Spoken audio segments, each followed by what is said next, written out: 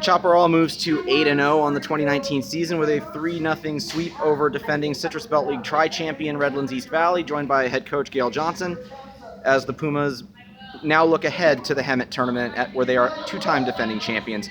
Coach, before we look ahead to this weekend, let's look kind of at the first couple of weeks of this season. Queens Court champions, Citrus Valley Classic champions, and you've just taken down the Citrus Belt League defending tri-champions. This was a program that, by anybody's standards, struggled a season ago, missing the playoffs in the first year of the split Division I and II era. Do you feel like your program needed a year like that to kind of give them a kick forward? I feel like no matter what would have happened last year, we were going to come back ready to work. Regardless of our successes or failures. I think one of the reasons we're doing I think better than people expected. I don't even know if I want to use that term. We have just another year of experience under our belts. We had a really young team last year, except for a few key players that graduated. So the majority of the kids that were on the court came back this year with a year of experience, another year of club, most of them. And so that year, they just really developed and got a lot better. And it just made a huge difference. And with them, plus the addition of Bella Rittenberg, who's a freshman, they've just come to play. And they work hard every day. And we're really working on our staff. We're really working on teaching them. We're working on increasing their volleyball IQ, teaching them the game better, and just. Well, I don't want to say too much because I don't want to give away our game plans and everything that we're working on. But we're just trying to take everyone to the next level and just to raise our game, make it more advanced. I want to talk about Bella for a minute because we were talking earlier and you said she has a very heavy ball. Yes. One very impressive freshman, especially out of the back row. Yes. It seemed like she got all of her kills tonight out of the back three rotations, or maybe I'm just misperceiving things, but it seemed like most of the kills I remember marking in my notebook were out of the back row. What makes her so effective out of those back three rotations? She can just bring the heat from anywhere. She's just ready to go. She plays great defense, and Sage, our setter, and Bella played together in club, so they just brought that instant connection to our high school team. So they, in broken plays or when plays would break down, Sage could just kick it up to Bella, just always. And so their chemistry, I can't take credit for that. They had that coming in here. So we're putting it to use. And Bella's just a gamer. She's just ready to go all the time, front row, back row, and even her defense she just has really good reaction time. She reads the game very, very well, and she makes plays. Do you feel like now you guys have maybe changed perception? Because like going into the year, I kind of felt like you guys were going to be a 4th or 5th place team in the Southwestern League, but do you guys feel like now you're in a position to be able to compete for the Southwestern League title when the bell rings? Well, I feel like every team in our conference has a shot. I don't want to necessarily comment on us. I just feel like everyone has to be ready to play that night or you don't have a chance. As far as where we'll finish, I just don't know. Everyone is so talented. Like, for example, Vista has so many Division I scholarship kids. It's really, right now we don't have any kids committed at this point. And like, compared to, I would have to sit down and count, but I think just 5 off the top of my head going Division I in their program. There's just so much talent. Bye guys. So it's just, my philosophy is we have to do things to win that other teams aren't doing. So I'm trying to raise our level to make us more competitive. Today was a tale of 3 sets. First set, it was your service game that seemingly won the day.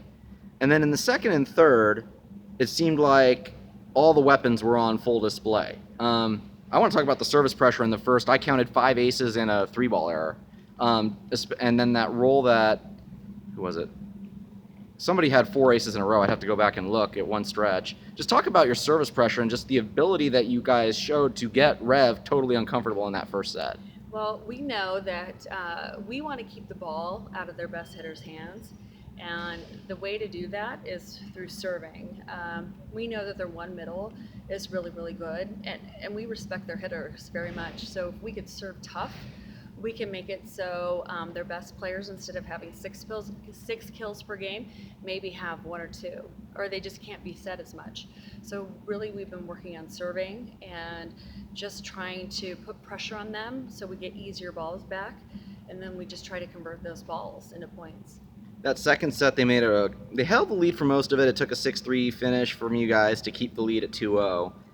What did you learn from your team in that set that you guys are going to have to work on as you look towards Hemet and then, moving points forward? Well, I have to compliment REV.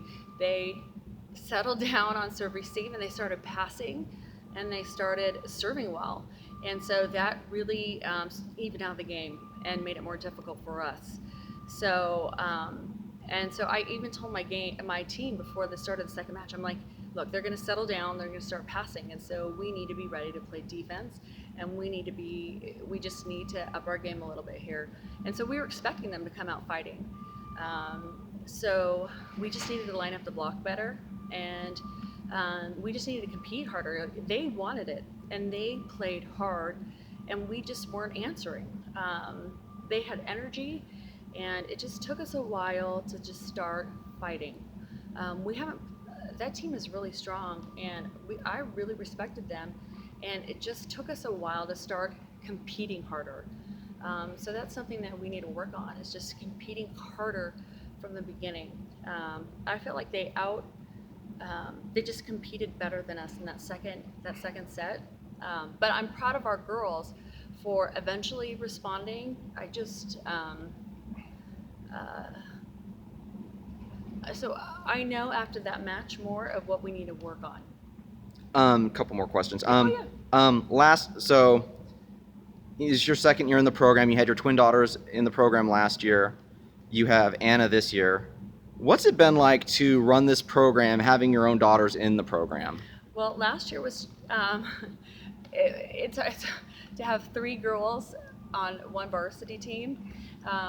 Luckily, I didn't make the team. Dana made the team before she left. So when I took over the program, I did remind my athletic director. I said, I have 3 girls on the varsity team, and he was like, no problem. His dad was his coach, and he said, my dad was harder on me than anyone, so I'm not worried about it. And so I have been around volleyball my entire life. I played for years at every level, and I've coached, and I am, if it's close in talent, I almost go with the other kid, because I know that I can handle my kid not playing. Yeah. So it's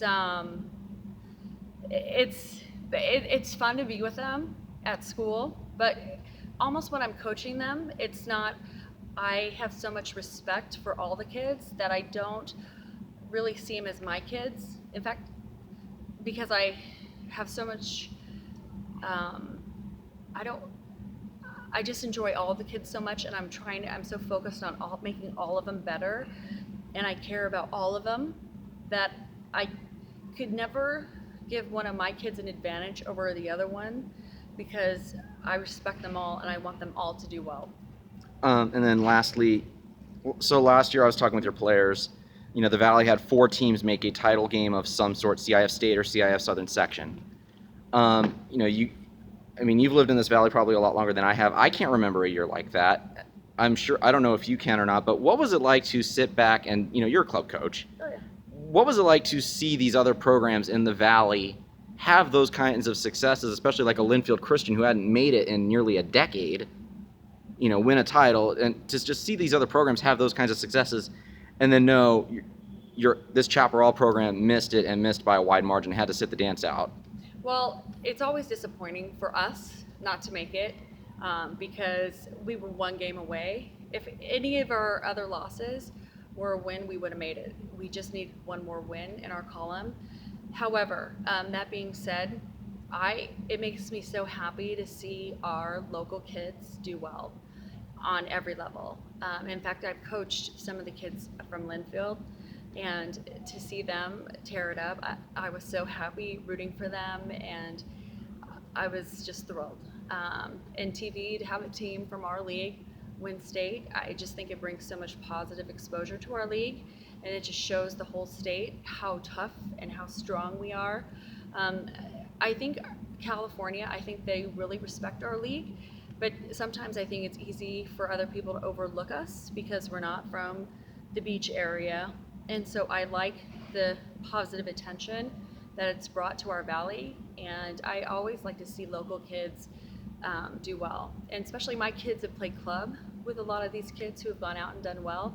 So I know them personally, I know their families, and so I'm always rooting for them. Would I have liked our team to have been there? Of course. But it's a bummer. That part's a bummer. But on the other hand, I'm always rooting for the local kids in our valley, always. All right, thank you, Gail. Thank you.